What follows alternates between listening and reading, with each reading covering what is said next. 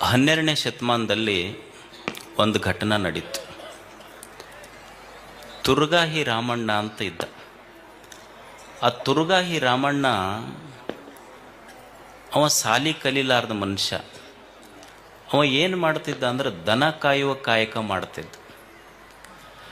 ದನ ಕಾಯುವ ಕಾಯಕ ಮಾಡುವಂಥ ತುರ್ಗಾಹಿ ರಾಮಣ್ಣನಿಗೆ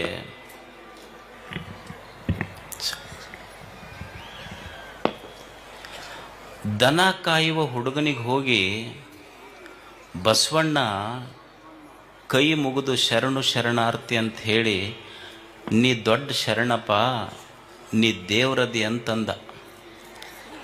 ತುರ್ಗಾಹಿ ರಾಮಣ್ಣಂದ,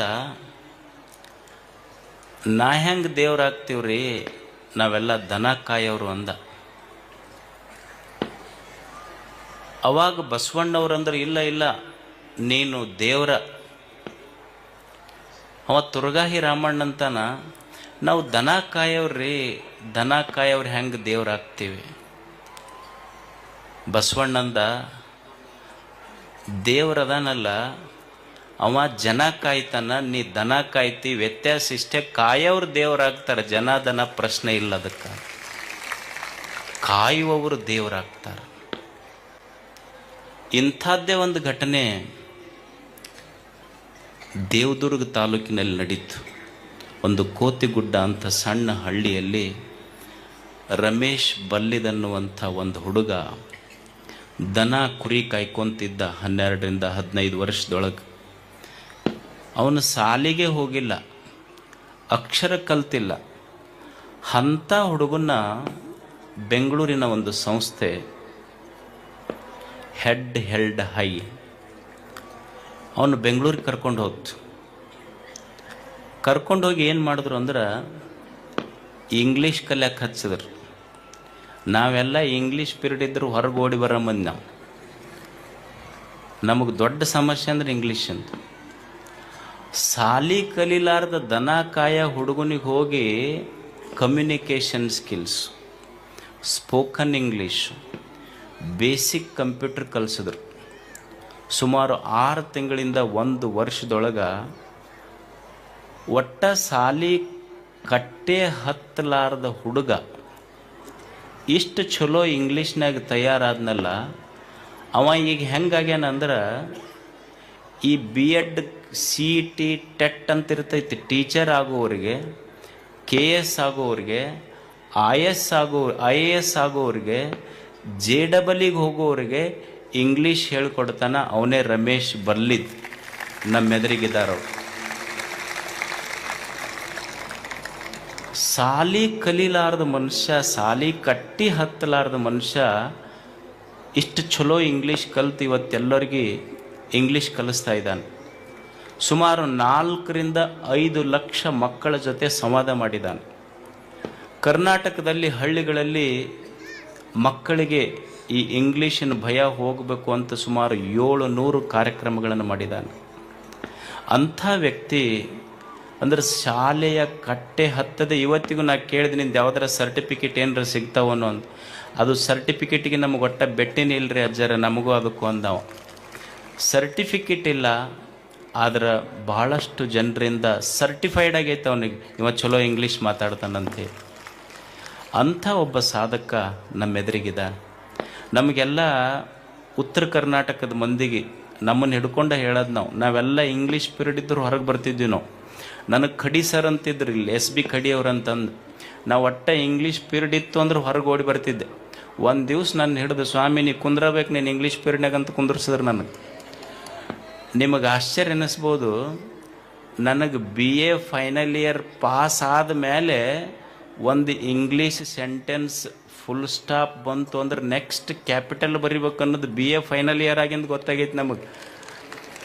ನಾವು ಹೆಂಗೆ ಇಂಗ್ಲೀಷ್ ಪಾಸ್ ಮಾಡಿದ್ವಿ ಗೊತ್ತಿಲ್ಲ, ಮತ್ತು ನಮ್ಮನ್ನು ಪಾಸ್ ಮಾಡಿದ ಟೀಚರು ಅಷ್ಟ ಶಾಣ್ಯರಿದ್ರೆ ಕಾಣ್ತೈತೆ. ಅವ್ರು ಒಟ್ಟ ಮಾಡಿ ದಬ್ಬದ್ರೆ ನಮಗವ್ರು ಅಷ್ಟು ದುಬಾರಿ ನಮಗದು. ನಮ್ಮ ಮಗಳ ಸರ್ ಅಂತಿದ್ರಿಲ್ಲ, TV ಮಗಳಾದ ಗುರುಗಳು, ಅವ್ರೊಂದು ತಮಾಷೆ ಹೇಳ್ತಿದ್ರು ನಮಗೆಲ್ಲ ಟ್ಯೂಷನ್ಗೆ ಹೋದಾಗ. ಒಂದು ಹುಡುಗಿತ್ತಂತ, ಅವನಿಗೆ ಭಾಳ ಕಷ್ಟಪಟ್ಟು ಸರ್ ಕಲಿಸ್ತಿದ್ರಂತ. ಅವನಿಗೆ ಎಲೆಕ್ಟ್ರಿಸಿಟಿ ಅನ್ನಂತ ಕಲಿಸ್ತಿದ್ರು, ಅವನಿಗೆ ಅನ್ಲಿಕ್ಕೆ ಬರ್ತಿದ್ದಿಲ್ಲ. ಅವ ಬರೀ ಎಲೆಕ್ಟ್ರಿಕಿಟಿ ಅಂತಿದ್ದವ. ಅವ ಮಾಸ್ತರ್ಗೆ ಒಂದು ದಿವ್ಸ ಬಜಾರ್ದಾಗ ಅವ್ರ ಅಪ್ಪ ಭೇಟಿಯಾದ.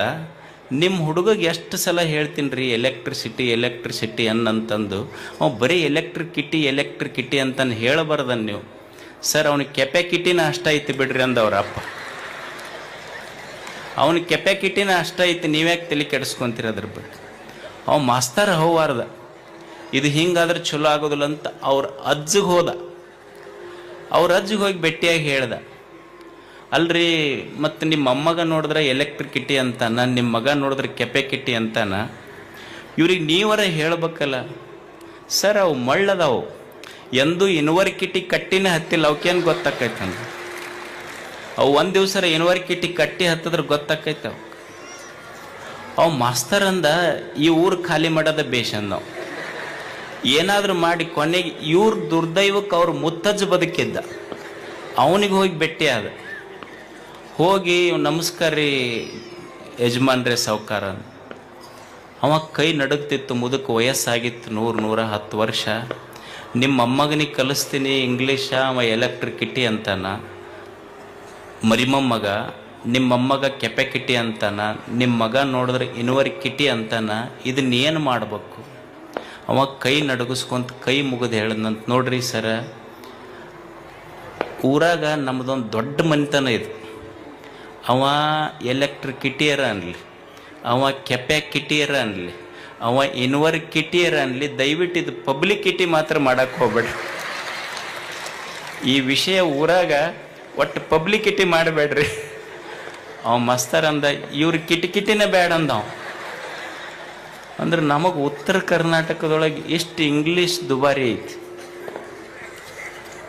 ಇಂಥದ್ರೊಳಗೆ ಒಟ್ಟ ಸಾಲಿ ಕಲ್ತವ್ರದ ಸಮಸ್ಯೆ ನಮಗಿದು. ಸಾಲಿ ಕಲೀಲಾರ್ದ ಹುಡುಗ ಇಂಗ್ಲೀಷ್ ಕಲಿತು, ಕಂಪ್ಯೂಟರ್ ಕಲಿತು ಇವತ್ತು KS ಮತ್ತು IAS ಓದುವ ಹುಡುಗರಿಗೆ tuition class, spoken English, grammar ಹೇಳ್ತಾ ಇದ್ದಾನಲ್ಲ, ಇದು ಒಂದು ಸಾಧನೆ. ರಮೇಶ್ ಬಲ್ಲಿದವರು. ನಮ್ಮಲ್ಲಿ ಒಂದು ಗಾದೆ ಮಾತಿದೆ, ನಾವೇನು ಹೇಳ್ತೀವಿ ಅಂದ್ರೆ ಡೂ ಆರ್ ಡೈ. ಹೌದಲ್ಲ? ಡೂ ಆರ್ ಡೈಯಲ್, ಮಾಡು ಇಲ್ಲವೇ ಮಡಿ ಅಂತ ನಾವು ಹೇಳ್ತೀವಿ. ಹಂಗಲ್ಲ, ಡೂ ಆರ್ ಡೈ ಅಲ್ಲ, ಡೂ ಬಿಫೋರ್ ಡೈ. ಇದು ಕಲಿಬೇಕಾಗಿದ್ದು ನಾವು. Do something before you die. ಅಂಥ ಒಂದು ಸಾಧನೆಯನ್ನು ಮಾಡಿರುವಂಥ ರಮೇಶ್ ಬಲ್ಲಿದವರಿಗೆ ಹಡಗಲಿಯ ಪೂಜ್ಯರು ಗೌರವಿಸ್ಬೇಕು.